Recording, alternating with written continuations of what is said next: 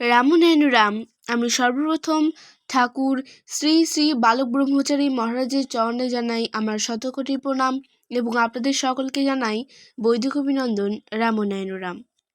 আজকে সমগ্র করাচা বুক থেকে ভারতের আকাশে বাজ পাখি উঠছে। বিশ্বের রাজনীতিতে দাবার খেলা চলছে। এর পার্ট 3 আলোচনা করব। আমি এর আগের দুটো ভিডিওতে পার্ট 1 এবং পার্ট 2 আলোচনা করেছিলাম। আপনারা যদি কেউ সেটা না দেখে থাকেন তাহলে আমার চ্যানেলে গিয়ে দেখে আসতে পারেন। আজকের পুরো আলোচনাটা মন দিয়ে শুনবেন, আশা রাখছি ভালো লাগবে। ভারতের বর্তমান অবস্থা সম্পর্কে জানতে হলে ভিডিওটি পুরোপুরি দেখবেন। এই বলে আমি আজকের তত্ত্ব ও আলোচনা শুরু করছি।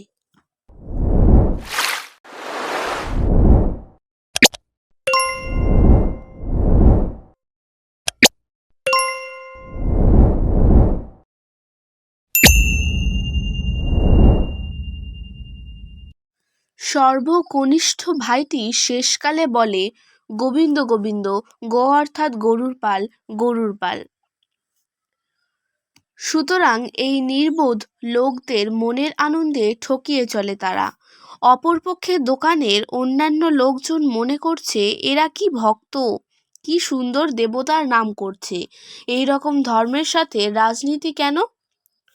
কোনো নীতিরই মিলবে না। এই জন্য ন্যায় নিষ্ঠার নীতি, বিবেকের নীতি, পাকা নীতি হলো ধর্মের নীতি। পাকা নীতি চাই। এখন অন্য কোনো দিকে তাকানো উচিত নয়। রাজনীতিবিদ যারা আছেন তাদের আমি আদেশ করছি না, অনুরোধ করছি তারা জনগণের সাথে একত্র হয়ে যান। জনগণ সবাই মিলে তুমুল ফাইট করুক মজুতদার ও শোষক শ্রেণীর বিরুদ্ধে। এক শ্রেণীর ব্যবসায়ী মজুতদার একচ্ছত্র আধিপত্য চালাচ্ছে। জিনিসপত্রের দাম বাড়ানো কমানো সব ওদের হাতে। এরা এত ক্ষমতা কোত্থেকে পায়? জনগণ তাদের হাতে মার খাচ্ছে কেন? এক শ্রেণীর ব্যক্তিরা বাজার কন্ট্রোল করছে কেন?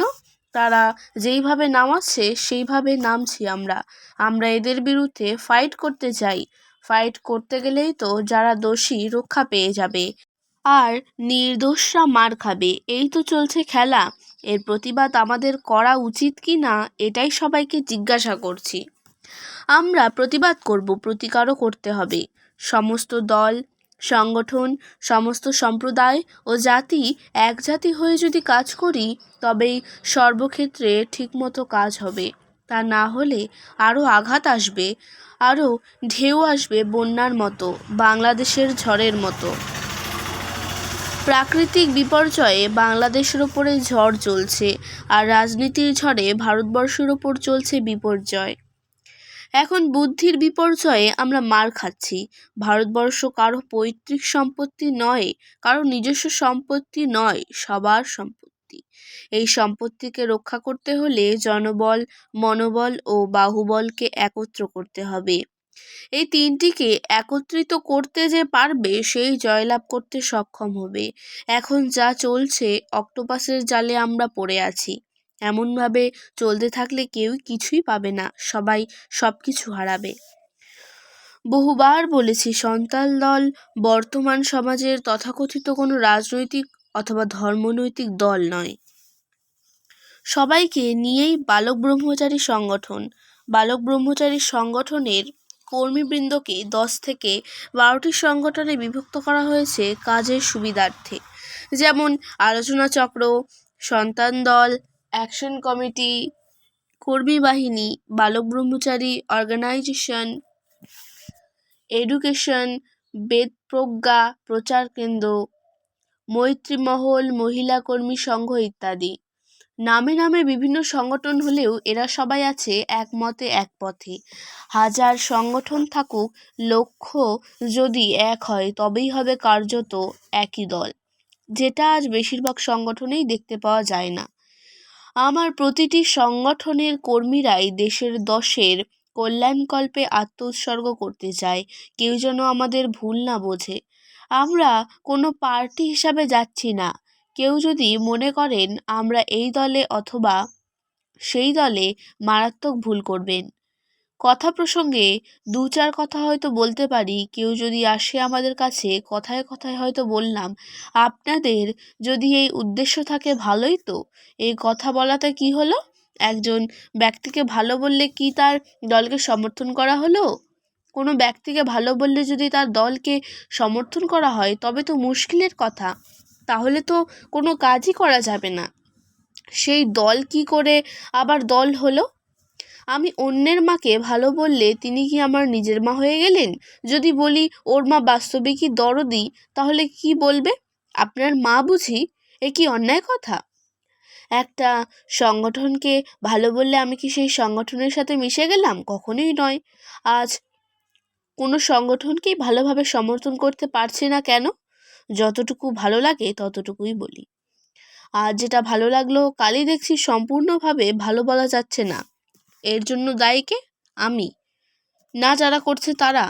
হয়তো এটা আমার ডিফেক্ট হতে পারে, অস্বীকার করছি না। আবার তাদেরও গলতি থাকতে পারে। আমরা চাই সুন্দরভাবে কাজ করতে। ইংরেজ আমলে ব্রিটিশ তারাও এই একই উদ্দেশ্যের মতো কোনো এক যোগসূত্রে সবাই একত্রিত হতে পারছি না কেন?